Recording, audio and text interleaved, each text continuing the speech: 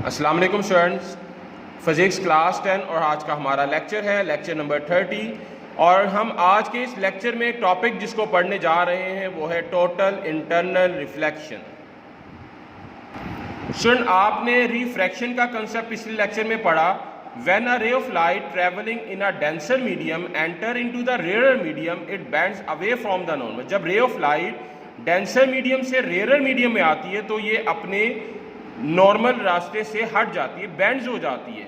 तो that bending of light is called the refraction of light. और refraction होती कब है? जब मीडियम चेंज होता है, जब रे ऑफ लाइट एक मीडियम से दूसरे मीडियम में आती है। और यहाँ पर आपको एक चीज़ बताता चलूँ, हमने रिफ्रैक्शन में पढ़ा था कि जिस एंगल के साथ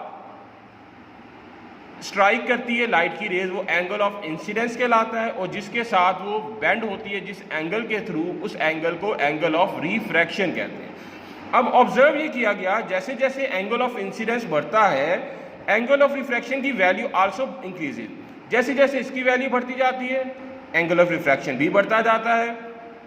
और एक वक्त ऐसा आता है कि जब एंगल ऑफ इंसिडेंस जो है, जिस एंगल ऑफ इंसिडेंस के लिए angle of refraction become 90 degree, एक पॉइंट ऐसा आता है जब the angle of incident that causes the refracted ray to bend through 90 degree, ऐसा एंगल ऑफ इंसिडेंस जो कि रिफ्रैक्टेड रे को 90 डिग्री पर बेंड करता है।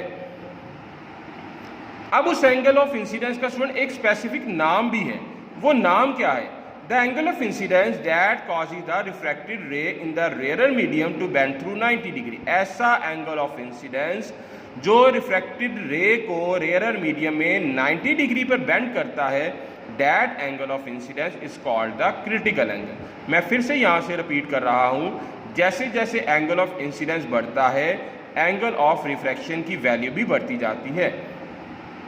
और फिर एक पॉइंट ऐसा आता है कि जब एंगल ऑफ इंसिडेंस की वैल्यू क्रिटिकल एंगल के बराबर होती है तो उस वक्त एंगल ऑफ रिफ्रैक्शन जो है वो 90 डिग्री हो जाता है। यही वजह है कि हम उस एंगल ऑफ इंसिडेंस को जो रिफ्रैक्टेड रे को 90 डिग्री पे बेंड करवाता है उसको हम क्रिटिकल एंगल कहते हैं। डायग्राम के जरिए अगर हम इसका व्यू देखें तो आपको नज़र आ रहा होगा कि रे जो है वो ग्लास से एयर में आ रही है। यहाँ पर एंगल ऑफ इंसिडेंस ये बना रही है, ये एंगल ऑफ रिफ्रैक्शन है। फिर आपने देखा जैसे ही एंगल ऑफ इंसिडेंस बढ़ा तो इसकी एक खास वैल्यू पर आकर एंगल ऑफ रिफ्रैक्शन जो है वो 90 डिग्री पर हो गया। और उस एंगल ऑफ इंसिडेंस को जो कि रिफ्रैक्टेड एंगल को 90 डिग्री पे बेंड करवाता है, उस एंगल ऑफ इंसिडेंस को हम क्रिटिकल एंगल कहते हैं। मैंने बड़ी डिटेल के साथ बता दी बात। अब अगली पॉइंट बात ये आती है कि जब एंगल ऑफ इंसिडेंस मजीद उस क्रिटिकल एंगल की वैल्यू से भी ज़्यादा हो जाए तो उस केस में क्या होता है? उस केस में रे की रिफ्रैक्शन नहीं होती बल्कि लाइट की रेज अपने ही मीडियम में रिफ्लेक्ट होके बैक हो जाती है। तो ऐसा हुआ कि जब हमने एंगल ऑफ इंसिडेंस की वैल्यू को क्रिटिकल एंगल से बढ़ाया तो नो रिफ्रैक्शन अकर, रिफ्रैक्शन नहीं होती बल्कि क्या होगा, लाइट की रेज अपने ही मीडियम में बेंड हो जाएगी। तो स्टूडेंट, ऐसा प्रोसेस जिसमें एंगल ऑफ इंसिडेंस की वैल्यू को क्रिटिकल एंगल से बढ़ा दिया जाए तो उस केस में रिफ्रैक्शन ना हो और लाइट रेज रिफ्लेक्ट होकर अपने ही मीडियम में वापस आ जाती है, तो that process is called the total internal reflection. यहाँ पर आपको नज़र भी आ रहा होगा कि रे ऑफ लाइट ग्लास में थी तो ग्लास के मीडियम में ही वापस आ गई, and this process is called the total internal reflection.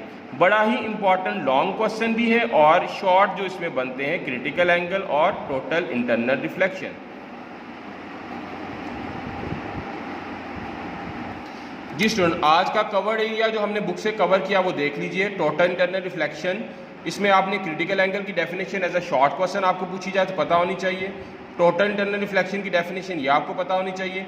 As a long question आता है तो आप फुल फ्लेज इस क्वेश्चन को अटैम्प्ट करेंगे अलॉन्ग विद द डायग्राम जो यहाँ पर बनी हुई है। इसके साथ जब आप इसकी एक्सप्लेनेशन लिखेंगे तो आपका एक लॉन्ग अच्छा अटैम्प्ट हो जाएगा। जी उर्दू मीडियम वाले स्टूडेंट देख लीजिए, आपने जो कवर एरिया है आपका टोटल इंटरनल रिफ्लेक्शन की फुल एक्सप्लेनेशन, अगर शॉर्ट क्वेश्चन इसमें से एनालिसिस करते हैं तो क्रिटिकल एंगल है, टोटल इंटरनल रिफ्लेक्शन है। एज अ लॉन्ग क्वेश्चन करें तो आपको डायग्राम को भी अटैम्प्ट करना ज़रूरी हो जाता है। ठीक है, आज का हमारा लेक्चर यहीं तक था। अगले लेक्चर में अगले टॉपिक के साथ हाजिर हूँगा। तब तक के लिए अल्लाह हाफिज़।